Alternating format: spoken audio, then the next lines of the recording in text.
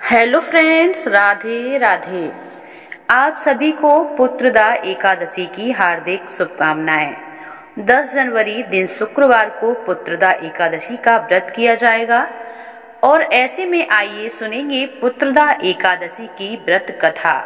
जो लोग पुत्रदा एकादशी का व्रत करते हैं उन लोगों को इस कहानी को अवश्य ही सुनना चाहिए और पढ़ना चाहिए। आइए सुनते हैं। महाराज युधिष्ठिर ने पूछा, हे भगवान, आपने सफला एकादशी का महात्म्य बताकर बड़ी कृपा की। अब कृपा करके यह बताइए कि पौष शुक्ल पक्ष एकादशी का क्या नाम है, उसकी विधि क्या है, उसमें कौन से देवता का पूजन किया जाता है। भक्तवत्सल भगवान श्री कृष्ण बोले, हे राजन, इस एकादशी का नाम पुत्रदा एकादशी है। इसमें श्री हरि नारायण भगवान की पूजा की जाती है। इस चर और अचर संसार में पुत्रदा एकादशी के समान दूसरा कोई व्रत नहीं है। इसके पुण्य से मनुष्य तपस्वी, विद्वान और लक्ष्मीवान होता है। इसकी मैं कथा सुनाता हूँ, सो ध्यान पूर्वक सुनो। भद्रावती नामक नगरी में सुकेतुमान नाम का एक राजा राज्य करता था। उसके कोई पुत्र नहीं था। उसकी स्त्री का नाम शैव्या था। वह निपुत्री होने के कारण सदैव चिंतित रहा करती थी। राजा के पितर भी रो रो कर पिंड लिया करते थे और सोचा करते थे कि इसके बाद हमको कौन पिंड देगा। राजा को भाई बांधव, धन, हाथी, घोड़े, राज्य और मंत्री, इन सब में से किसी से भी संतोष नहीं होता था। वह सदैव यही सोचता था कि मेरे मरने के बाद मुझको पिंडदान कौन करेगा। बिना पुत्र के पितरों और देवताओं का ऋण मैं कैसे चुका सकूंगा। जिस घर में पुत्र ना हो उस घर में सदैव अंधेरा ही रहता है। इसलिए पुत्र प्राप्ति के लिए कोशिश करनी चाहिए। जिस मनुष्य ने पुत्र का मुख देखा है वह धन्य है। उसको इस लोक में यश और परलोक में शांति मिलती है, अर्थात उनके दोनों लोक सुधर जाते हैं। पूर्व जन्म के कर्म से ही इस जन्म में पुत्र, धन आदि प्राप्त होते हैं। राजा इसी प्रकार रात दिन चिंता में लगा रहता था। एक समय तो राजा ने अपने शरीर को त्याग देने का निश्चय किया, परंतु आत्मघात करने का महान पाप समझकर उसने ऐसा नहीं किया।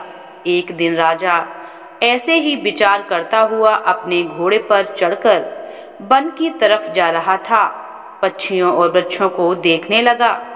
उसने देखा कि वन में मृग, शुअर, सिंह, बंदर, सर्प आदि सब भ्रमण कर रहे हैं। हाथी अपने बच्चों और हथनियों के बीच घूम रहा है।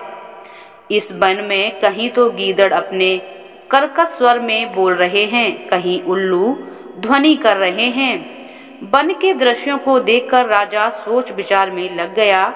इसी प्रकार आधा दिन बीत गया। वह सोचने लगा कि मैंने कई यज्ञ किए हैं, ब्राह्मणों को स्वादिष्ट भोजन से तृप्त भी किया है, फिर भी मुझको दुख प्राप्त हुआ। क्यों? राजा प्यास के मारे अत्यंत दुखी हो गया और पानी की तलाश में इधर उधर फिरने लगा। थोड़ी दूरी पर राजा ने एक सरोवर देखा। उस सरोवर में कमल खिले थे तथा सारस, हंस, मगरमच्छ आदि विहार कर रहे थे। उस सरोवर के चारों तरफ ऋषि मुनियों के आश्रम बने हुए थे। उसी समय राजा के दाहिने अंग फड़कने लगे। राजा शुभ शकुन समझकर घोड़े से उतरकर मुनियों को दंडवत प्रणाम करने बैठ गया।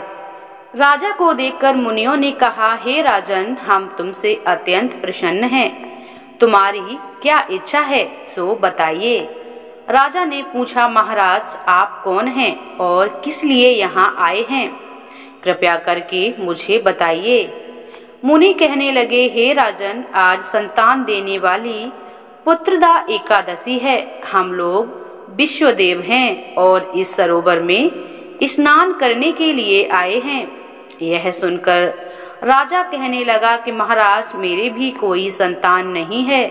यदि आप मुझ पर प्रसन्न हैं तो एक पुत्र का वरदान दीजिए।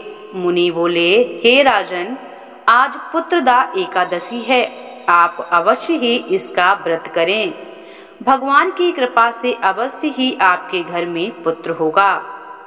मुनि के वचनों को सुनकर राजा ने उसी दिन एकादशी का व्रत किया और द्वादशी को उसका पारण किया। इसके पश्चात मुनियों को प्रणाम करके महल से वापस आ गया।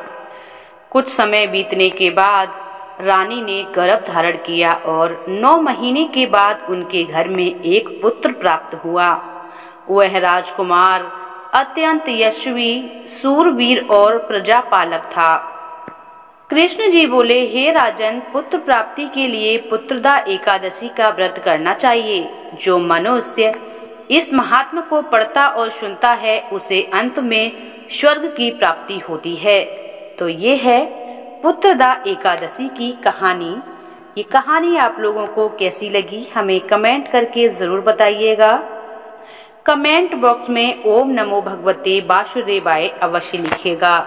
चलिए मिलते हैं अगली वीडियो में, तब तक के लिए राधे राधे।